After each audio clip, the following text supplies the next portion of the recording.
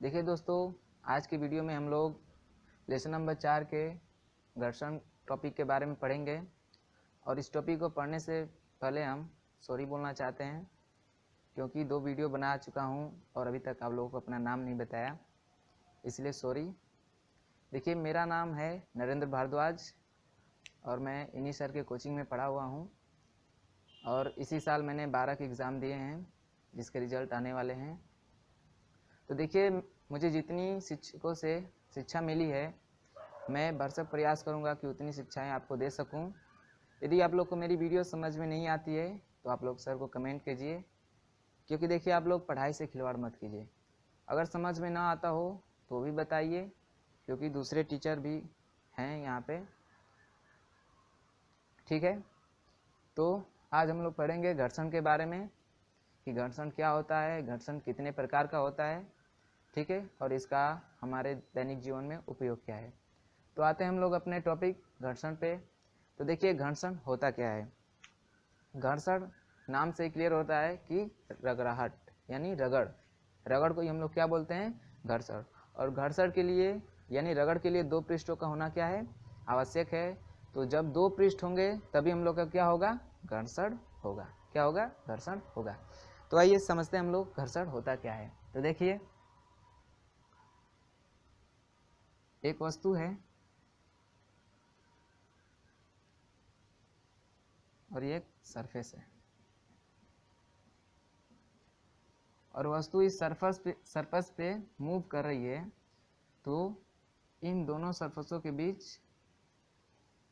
क्या होता है, घर्षण होता है। यानी जैसे ये इस पे ऐसे मूव करेगी तो इस पे क्या करेगी, ये रगड़ खाएगी, उसी को हम लोग क्या बोलते हैं, घर्षण। और घर्षण में ही एक इससे बल उत्पन्न हो जाता है, यानी घर्षण से ही एक बल उत्पन्न होता है, जिसको बोलते हैं हम लोग घर्षण बल। घर्षण बल ये उसी में का एक है, जिसको हम चौथा नाम दे दे रहे हैं, ठीक ना, लोटनी घर्षण बल। इसको समझते हैं, इसमें क्या कैसे होता है। तो देखिए, लोटनी घर्षण बल मैंने पहले ही बताया कि ये गोलाकार वस्तु पे क्या होता है, गोलाकार वस्तुओं में ये लोटनी घर्षण बल लगता है। तो देखिए कैसे, मान लीजिए कोई पहिया है या कोई गोल सा कोई भी वस्तु हो सकता है, ठीक है। तो मान लीजिए एक पहिया है और ये क्या हो रही है, रोड पे लुढ़क रही है।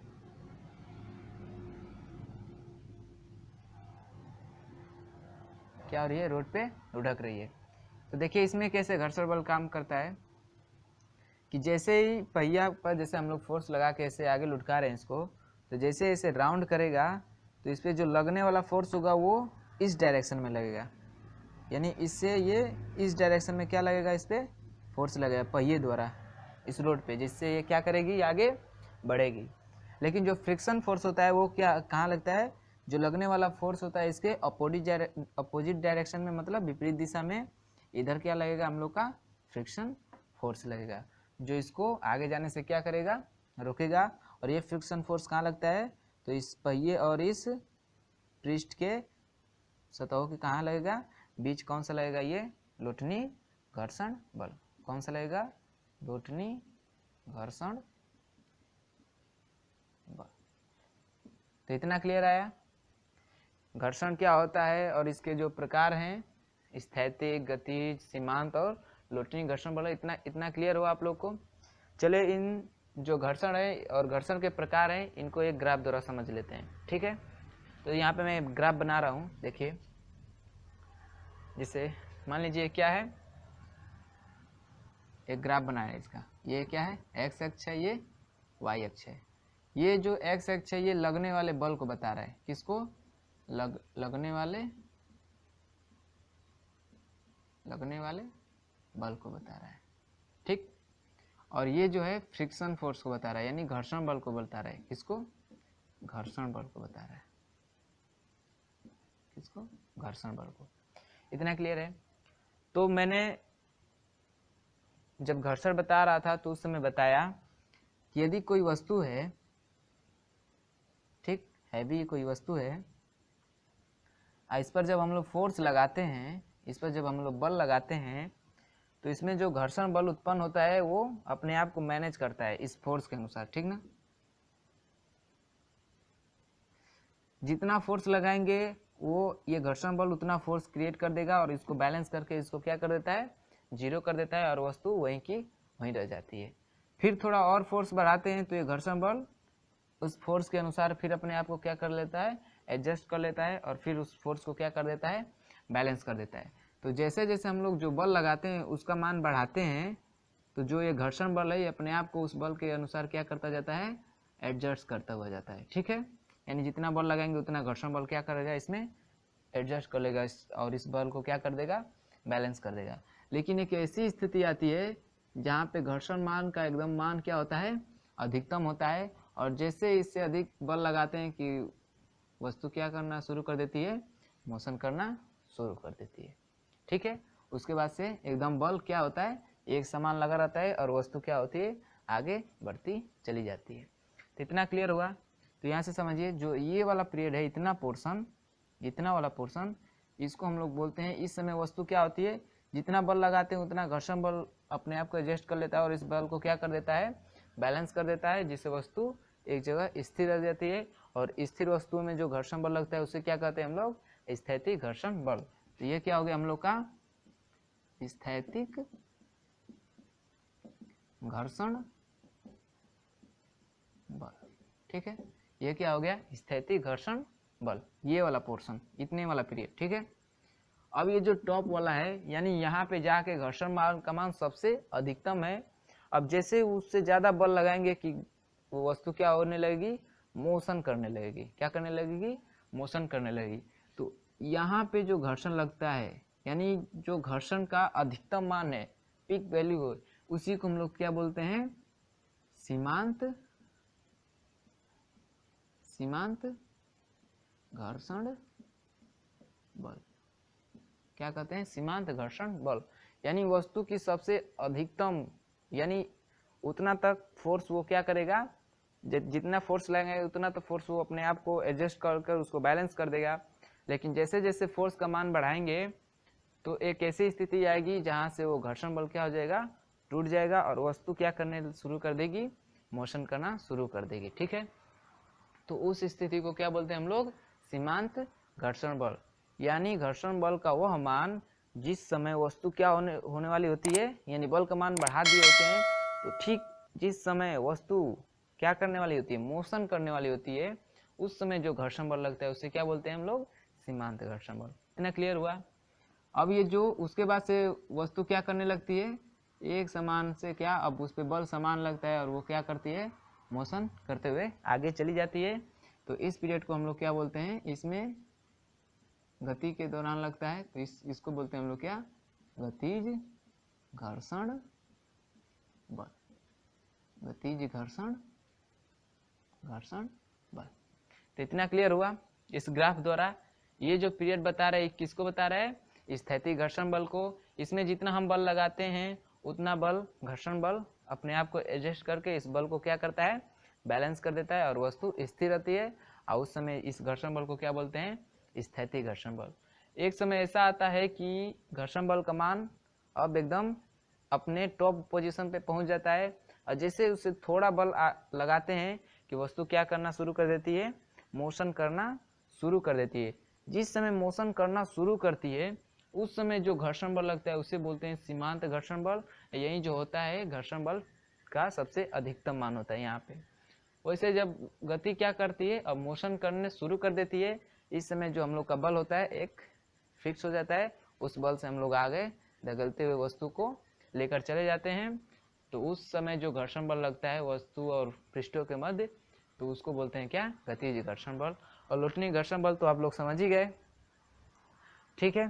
तो ये इस वीडियो का लास्ट टॉपिक है, मतलब इस लेसन का लास्ट टॉपिक है घर्षण। आज ये समाप्त हो गया। अब चलेंगे इसके न्यूमेरिकल्स पर। तो न्यूमेरिकल करने से पहले हम लोग कुछ उदाहरण कर लेते हैं जिससे अभ्यास प्रश्न करने में क्या होगी, आसानी होगी, ठीक है। तो चलते हैं कुछ न्यूमेरिकल्स कर लेते। तो चलिए दोस्तों, इसके कुछ उदाहरण मैंने दिए हैं, इसको देखते हैं और ये 2 उदाहरण करने के बाद फिर और कुछ उदाहरण देखेंगे और उसके बाद से अगली वीडियो में हम लोग अभ्यास प्रश्न करेंगे, ठीक है। तो चलिए देखते हैं पहला उदाहरण। न्यूटन के प्रथम गति विषयक नियम को किस नाम से जाना जाता है। यानी जो न्यूटन ने गति विषयक नियम जो नियम दिए थे, 3 नियम दिए थे, उसमें जो प्रथम नियम है उसको और किस नाम से जाना जाता है। ये क्वेश्चन कहने का मतलब यही है। तो सबसे पहले प्रथम नियम क्या था ये तो जान लें एक बार और, क्योंकि पीछे तो पढ़ ही लिए हैं, एक बार और भी जान लेते हैं। तो न्यूटन का जो प्रथम नियम था वो ये था कि यदि कोई वस्तु गतिशील है तो गतिशील ही रहेगी, यदि वो विरामावस्था में है तो विरामावस्था में ही रहेगी। तो उनका प्रथम नियम यही था कि यदि कोई वस्तु गतिशील है तो वो गतिशील रहेगी, यदि विरामावस्था में है तो विरामावस्था में ही रहेगी, जब तक कि उस पर कोई बाह्य बल न लगाया जाए। लेकिन इनसे पहले गैलीलियो नामक भी वैज्ञानिक थे जिन्होंने इनकी बातों को कहा था, लेकिन उसमें वो एक बात कहना भूल गए थे जिनको इन्होंने पूरा कर दिया। तो इस भ्रम में आकर आप लोग गैलीलियो और जड़त्व का नियम, ये इनके तो प्रथम नियम को जड़त्व का नियम कहते हैं, तो ये जड़त्व का नियम और गैलीलियो का नियम समझ के ये सी वाला ऑप्शन ना मार दीजिएगा, ठीक ना। उन्होंने गैलीलियो ने कहा था तो वो बात भूल जाइए, लेकिन जो न्यूटन ने दिया था उनके जो प्रथम नियम है उसको हम लोग जाना जाता है किस नाम से, जड़त्व के नियम के नाम से, ठीक ना।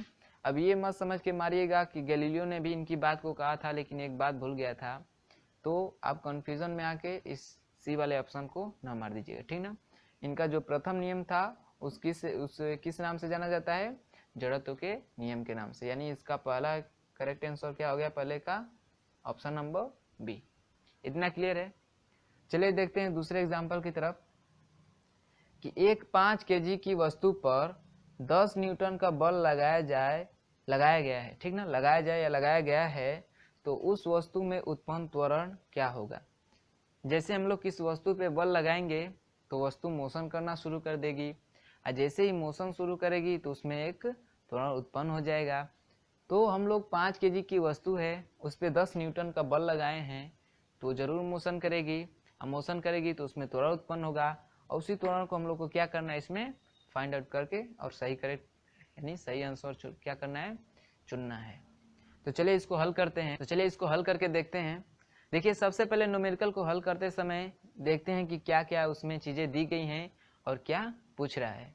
उसके बाद से फार्मूले का हम लोग चयन करते हैं और उसमें से जो जिस राशि के बारे में पूछा जाता है उसको निकाल के हम लोग आंसर लाते हैं, ठीक है। तो चलिए इसको हल करते हैं। तो देखिए मैं यहाँ पे हल कर रहा हूँ दूसरे एग्जाम्पल को। देखिए क्या दिया है, सबसे पहले तो एक 5 kg की वस्तु है, 5 kg मतलब उसका द्रव्यमान है। तो क्या दिया है, m का मान दिया है कितना, 5 kg। कितना दिया है, 5 kg। अब उस 5 kg की वस्तु पर कितने न्यूटन का बल लग रहा है, बल लग रहा है F।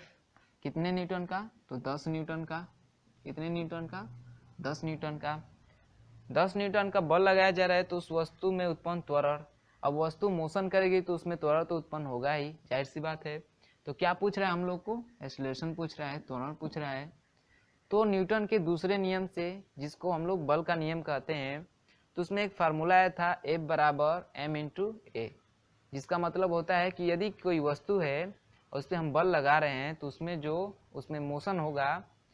तो इसके रिलेटेड में दिए थे, तो उन्होंने बताया था यदि किसी वस्तु पे बल लगाते हैं तो जो बल का मान होता है उस वस्तु के द्रव्यमान और उसमें उत्पन्न त्वरण के गुणनफल के क्या होता है, बराबर होता है। तो उसी फार्मूले से हम लोग किसका मान निकालेंगे, ए का मान निकालेंगे। क्यों निकालेंगे, क्योंकि उसमें बल है, द्रव्यमान है, त्वरण है, इस पे जिक्र किया गया है और इस क्वेश्चन में इन्हीं तीनों बातों पे भी जिक्र किया गया है।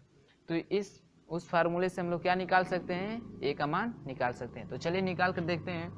तो क्या है उनका दूसरा नियम, F बराबर m×a, ठीक।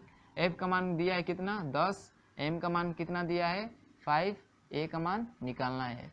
जिसे जानते हैं आप लोग कि अगर इधर ऐसे सब एक एक पद हैं तो डायरेक्टली इसे कटा सकते हैं, या यहाँ तो इसे एक यहीं पे रहने दीजिए और इसको पक्षांतर भी करके कटा सकते हैं। इतना तो आप लोग जानते ही होंगे। तो जैसे ही कटाएंगे तो कितना आएगा, यहाँ पे 10 है, ये 5 है, ठीक है।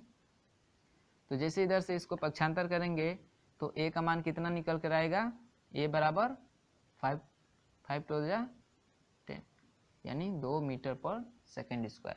इनके मात्रक पे भी ध्यान दीजिएगा कि जो मात्रक हो सारे एक पद्धति में हो, ठीक है। एमकेएस में हो तो एमकेएस में हो, सीजीएस में हो तो सीजीएस में। तो ये सारे एमकेएस पद्धति में है, इसलिए जो हम लोग त्वरण का मात्रक लगाएंगे वो भी एमकेएस पद्धति में लगाएंगे। तो कितना आया, ए का मान 2 मीटर पर सेकेंड स्क्वायर। तो आइए देखते हैं इस कौन सा ऑप्शन सही है इसमें। 2 मीटर पर सेकेंड, 2 मीटर पर सेकेंड तो ऐसे ही रॉन्ग है। क्या है, ये तो वेग का मात्रक है, ये भी वेग का मात्रक है। 2 मीटर पर सेकेंड स्क्वायर इतना आया है ना, इसका मतलब इसका सही आंसर क्या है, option number C 2 centimetre square. ये तो सीजीएस पद्धति में चला गया, तो ये तो होगा नहीं। तो इसका ऑप्शन नंबर कौन सा सही है, सी, और बाकी सब क्या है, गलत है। तो इतना क्लियर हुआ, समझ में आया, ठीक है। चलिए और कुछ उदाहरण देखते हैं। हाँ, तो चलते हैं अगले उदाहरण की तरफ। देखिए तीसरा उदाहरण है कि 1 किलोग्राम भार बल का मान होता है। देखिए हम लोग पीछे पढ़ चुके हैं 1 किलोग्राम भार के बारे में। तो उसमें बताया होगा कि 1 किलोग्राम भार बल वह बल है जिसके द्वारा पृथ्वी 1 किलोग्राम वस्तु को अपनी ओर ऊर्ध्वाधरता आकर्षित करती है। यानी 1 किलोग्राम वस्तु को अपनी ओर आकर्षित करती है। तो उसमें मान निकाला गया होगा इसका, 1 किलोग्राम भार बल का मान निकाला गया होगा कि जो इसका मान होता है 1 किलोग्राम भार बल का मान जो आर होता है वो किसके बराबर होता है, mg के। तो कितनी केजी की वस्तु को 1 केजी एकांक माना जाता है, तो m का मान कितना रखेंगे 1, और g का मान कितना होता है 9.8। तो इसमें मल्टीप्लाई किए थे तो कितना आया था 9.8, और कितने बल से खींचती है, यानी बल होता है तो इसका मात्रक न्यूटन। तो इसमें देखिए कौन सा ऑप्शन सही है, ऑप्शन नंबर बी, क्या 9.8 न्यूटन। जो 1 किलोग्राम भार बल का मान होता है वो किसके बराबर होता है, 9.8 न्यूटन के बराबर होता है, यानी गुरुत्वीय त्वरण के बराबर होता है। इतना क्लियर हुआ। अगला एग्जाम्पल देखते हैं, चौथा एग्जाम्पल, कि एक 12 किलोग्राम का टुकड़ा 5 मीटर पर सेकेंड के वेग से चला आ रहा है। कोई एक टुकड़ा है किसी भी चीज का, उसका वेट कितना है 12 केजी, और वह उसकी स्पीड कितनी है, किस वेग से आ रहा है, 5 मीटर पर सेकेंड के वेग से चला आ रहा है। जो एक दीवार से टकराने के बाद, मान लीजिए उधर से आ रहा है वो और इस दीवार से टकरा गया, इससे टकराने के बाद वो 2 टुकड़ों में विभाजित हो जाता है। यानी जैसे दीवार से टकराए वो टूटकर 2 टुकड़ों में विभाजित हो जाता है, जिसका द्रव्यमान क्रमशः, यानी जो 2 टुकड़े हुए हैं उनका द्रव्यमान क्रमशः 4 केजी और 8 केजी है। यदि बड़े टुकड़े का वेग 2 मीटर पर सेकेंड हो तो छोटे टुकड़े का वेग का मान ज्ञात कीजिए। सॉरी, यहाँ पे लिखना भूल गए हैं, तो छोटे टुकड़े का वेग ज्ञात कीजिए। तो छोटे टुकड़े का वेग ज्ञात कीजिए, ठीक है। तो चलिए इसको समझते हैं। इसमें देखिए क्या दिया है, एक 12 केजी का टुकड़ा है जो 5 मीटर पर सेकेंड वेग से आ रहा है। जैसे आया तो इसमें टकराने की बात हुई है, और टकराने की बात हुई है तो आप तुरंत समझ जाए कि ये संवेग संरक्षण का नियम है, क्योंकि उसी में टकराने की, 2 वस्तुओं की टकराने से जिक्र हुआ है, ठीक है, उसी में। तो 12 केजी का टुकड़ा है जो 5 मीटर पर सेकेंड से चला रहा है। अभी टकराने से पहले का है ये द्रव्यमान, और क्या ये उसका वेग, ये टकराने से पहले का है। तो इसको लिख लेते हैं, टकराने से पहले का द्रव्यमान ये है, और ये टकराने के पहले का ही क्या है, इसका क्या है, वो वेग है। तो इसको हल कहाँ करें, चलिए इसको इरेज कर देना, ऊपर वाले को क्वेश्चन को इरेज करके इसको हल करते हैं, ठीक है। तो देखते हैं,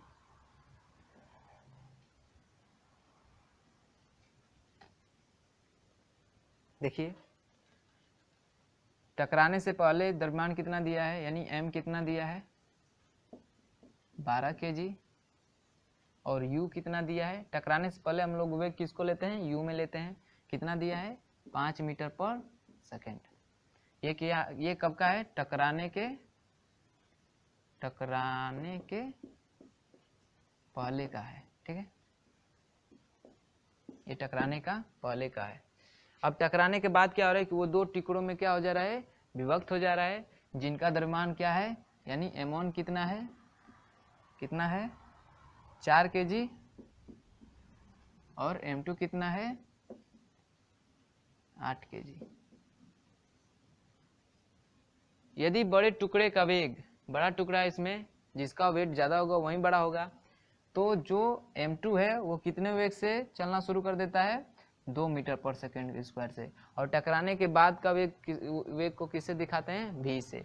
तो यानी यहाँ पे v1 m1 है तो v1 इसका भी कुछ वेग होगा, m2 है तो v2 बराबर कितना दिया है 2 मीटर पर सेकेंड हो। तो छोटे टुकड़े का वेग ज्ञात कीजिए, यानी छोटा टुकड़ा जो 4 kg का है वो किस वेग से टकराने के बाद किस वेग से चलेगा, तो यही ज्ञात करना है। तो संवेग संरक्षण का नियम यही कहता है कि यदि दो वस्तुएं एक दूसरे से टकराती हैं तो टकराने से पहले उसका संवेग, जो वस्तुएं हैं, टकराने के बाद उनके संवेगों के योगफल के बराबर होता है। टकराने के पहले संवेग जितना होगा दोनों पिंडों का, और टकराने के बाद जो पिंडों का संवेग होगा वो आपस में क्या होगा, बराबर होगा। जबकि देखिए टकराने से पहले तो एक ही वस्तु है, जो दीवार है तो वो तो स्थिर है, जो गेंद आ रही है वो स्पीड में आके कुछ वेग से आके उससे टकरा रही है, तो ये दिया है इसका संवेग, और टकराने के बाद दो भागों में विभक्त हो जा रहा है तो उन दोनों का संवेगों का योग क्या होगा, इसके संवेग के बराबर होगा। किसके नियम से, संवेग संरक्षण के नियम से। तो चलिए संवेग संरक्षण का नियम समझते हैं। उसका फॉर्मूला क्या होता है कि जो टकराने का पहले का संवेग क्या है mu, द्रव्यमान और वेग के गुणनफल को क्या बोलते हैं, संवेग। तो टकराने का पहले का हो गया, ये बराबर होता है टकराने के बाद के संवेगों को योगफल कहते हैं। ये दो हो गए पिंड, तो इसका संवेग m1 v1 संवेग प्लस m2 v2 हो गया। संवेग संरक्षण के नियम से ये क्या होगा, आपस में दोनों बराबर होंगे। तो सबका तो मान दिया ही है, v1 का मान पूछा है तो निकाल सकते हैं आसानी से। चलिए निकालते हैं आगे। तो देखिए यहाँ पे निकालते हैं, तो सारे मान दिए हैं, सारे मान पुट करते हैं। चलिए आइए इधर से करते हैं। देखिए m का मान कितना है 12 kg, दिख रहा है ना सबको। m का मान कितना है, देखिए इधर हल करें। m का मान कितना है 12 kg, u का मान कितना है 5 मीटर पर सेकेंड। देखिए मात्रक ध्यान में दिए रहेगा, यदि मात्रक चेंज हो तो उनको एक फॉर्मेट में लाके तब हल करिएगा न्यूमेरिकल्स को, ठीक है। m1 का मान कितना दिया है 4, v1 का मान ज्ञात ही करना है इसका मान, तो v1 प्लस m2 का मान कितना दिया है 8, तो 8 इंटू m2 का मान कितना दिया है 2। चलिए इसमें करिए कितना हो जाएगा 12 × 5 = 60, इसका गुणा करेंगे तो 4 v1 प्लस 8 दूना 16, ठीक। इसका मान निकालना है तो इसके जितने भी एक्स्ट्रा पार्ट होंगे इधर लाएंगे, तो ये इधर आएगा तो क्या हो जाएगा, माइनस हो जाएगा, बराबर 4 v1। इसमें से इसको सब माइनस करेंगे तो कितना हो जाएगा 4, और ये यहाँ पे 4 44, ठीक, इक्वल टू 4 v1। यहाँ से 11 बार में कट जाएगा, इधर कितना बचा v1। तो v क्या है, वेग है, तो वेग का मात्रा क्या होता है मीटर पर सेकेंड स्क्वायर। तो v1 का मान कितना है, यानी जो छोटा पिंड होगा टकराने के पश्चात किस वेग से गति करेगा, 11 मीटर पर सेकेंड स्क्वायर के वेग से क्या करेगा वो, 11 मीटर पर सेकेंड के वेग से क्या करेगा वो, गति करेगा, ठीक ना। मात्रक पे ध्यान दीजिएगा आप लोग। इसमें से कौन सा ऑप्शन सही है, देखिए कौन सा ऑप्शन सही है, option number B. Option number B क्या है, सही है। तो इतना समझ में आया सबको, अच्छा लगा होगा तो वीडियो को लाइक करिएगा, और जो लोग सब्सक्राइब न किया होंगे वो लोग सब्सक्राइब कर लें, ताकि जितनी भी नई वीडियो अपलोड किए जाए उसके नोटिफिकेशन आप तक पहुँचे जाए। तो इस वीडियो में इतना ही, अगले वीडियो में हम लोग मिलेंगे अभ्यास प्रश्न के साथ।